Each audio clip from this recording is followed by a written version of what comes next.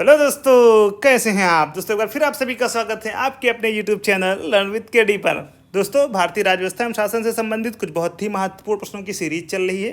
दोस्तों, उसी सीरीज का ये अगला वीडियो लेकर हम आपके समक्ष हाजिर हैं। तो आइए बिना किसी देरी के बढ़ते हैं अपने पहले प्रश्न की ओर। हमारा पहला प्रश्न है, निम्नलिखित में से कौन सा एक भारतीय संविधान का दर्शन नहीं है।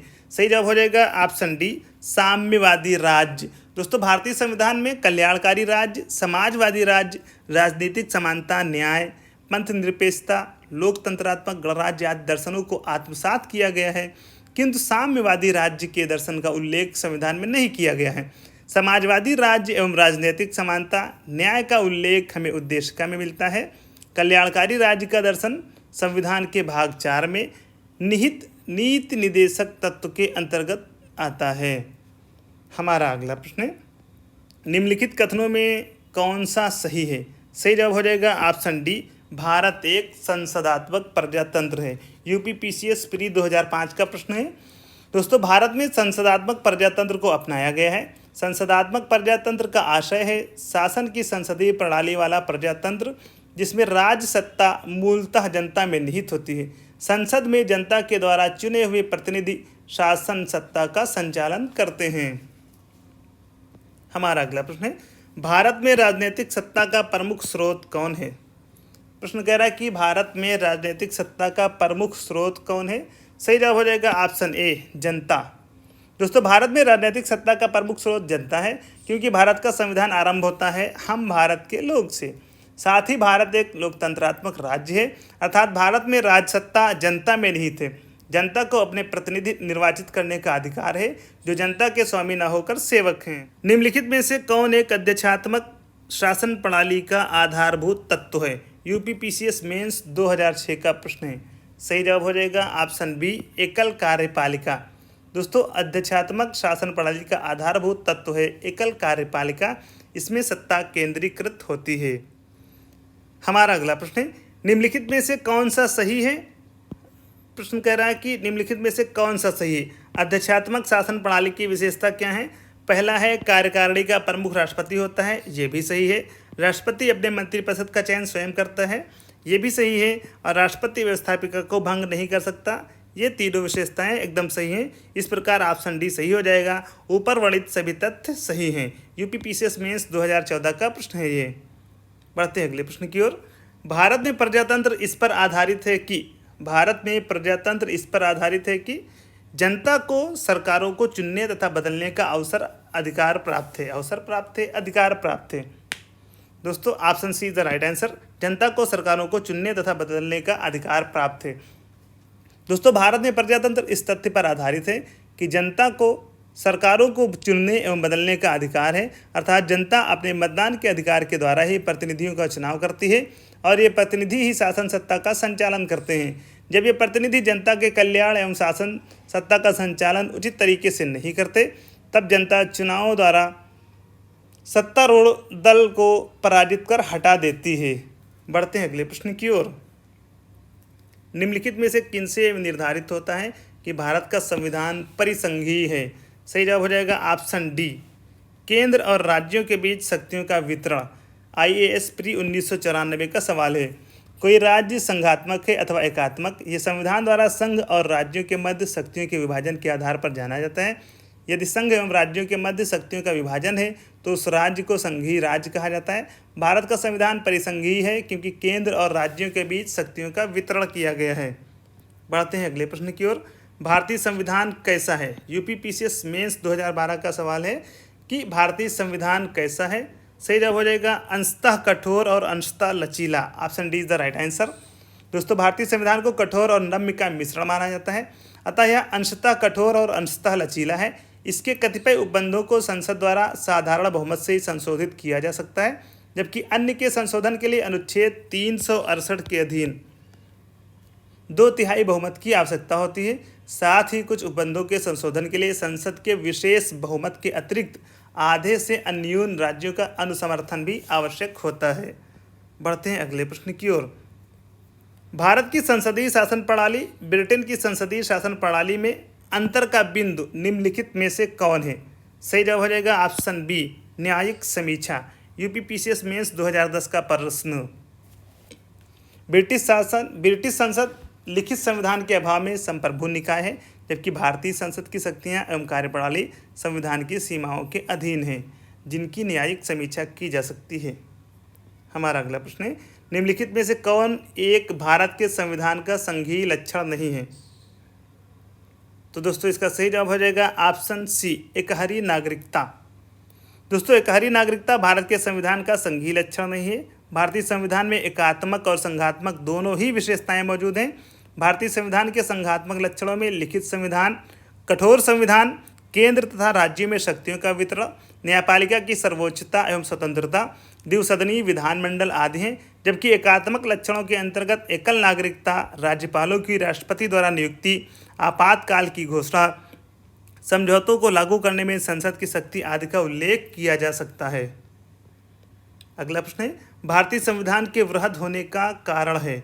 यूपीपीसीएस प्री 1997 का सवाल कि भारतीय संविधान के वृहद होने का कारण है। इसका सही जवाब हो जाएगा ऑप्शन डी, यह संघ तथा राज्य सरकारों का संविधान है।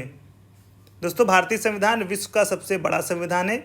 इसके वृहद होने का प्रमुख कारण यह है कि इसमें संघ एवं राज्यों से संबंधित सारे प्रावधान शामिल कर दिए गए हैं, जबकि संयुक्त राज्य अमेरिका जैसे देशों में राज्यों एवं संघ के अपने अलग अलग संविधान हैं।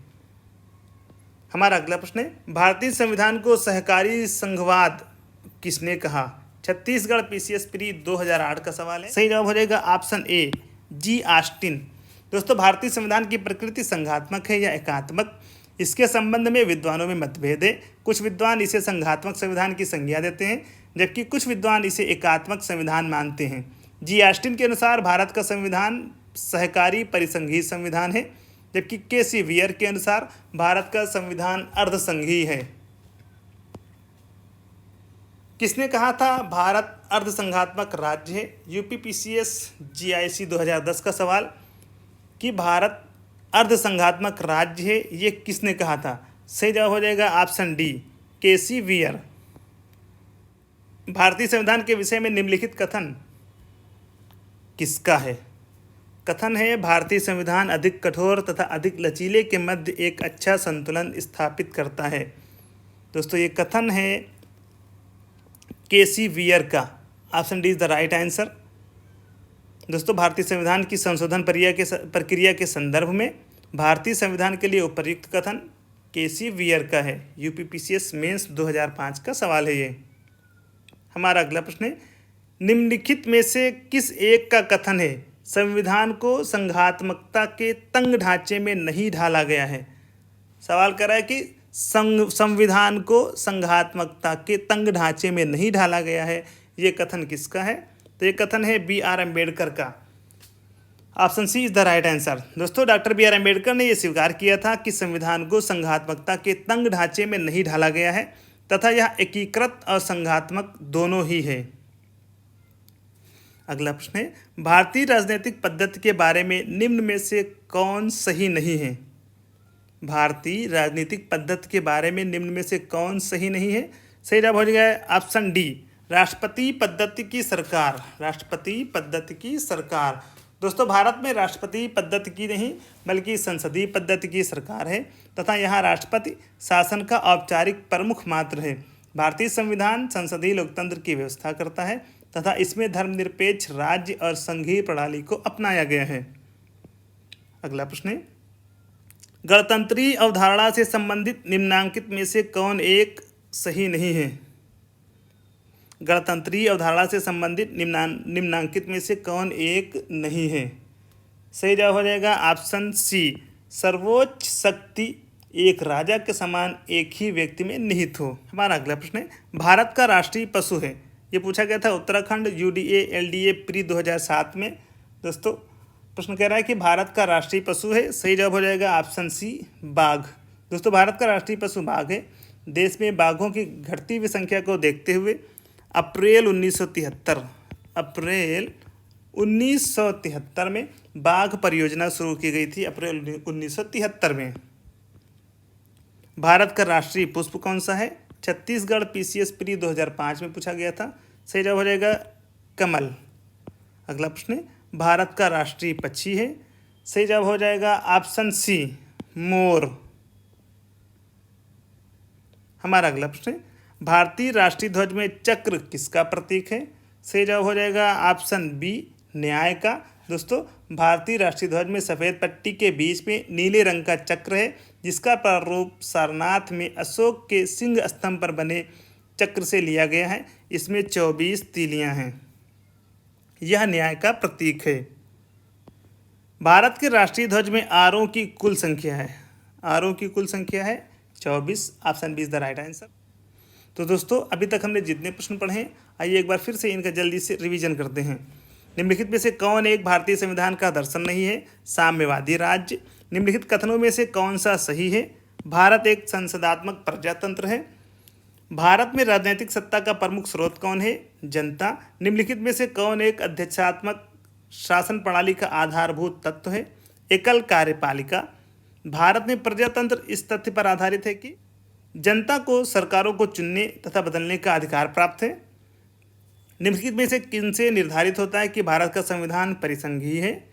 केंद्र और राज्यों के बीच शक्तियों के वितरण से। भारतीय संविधान कैसा है? अंशतः कठोर और अंशतः लचीला है। भारत की संसदीय शासन प्रणाली ब्रिटेन की संसदीय शासन प्रणाली में अंतर का बिंदु निम्नलिखित में से कौन है? न्यायिक समीक्षा। निम्नलिखित में से कौन एक भारत के संविधान का संघीय लक्षण नहीं है? एकहारी नागरिकता। भारतीय संविधान के वृहद होने के कारण है। यह संघ तथा राज्य सरकारों का संविधान है। भारतीय संविधान को सहकारी संघवाद किसने कहा था? जी ऑस्टिन ने। किसने कहा था भारत अर्धसंघात्मक राज्य है?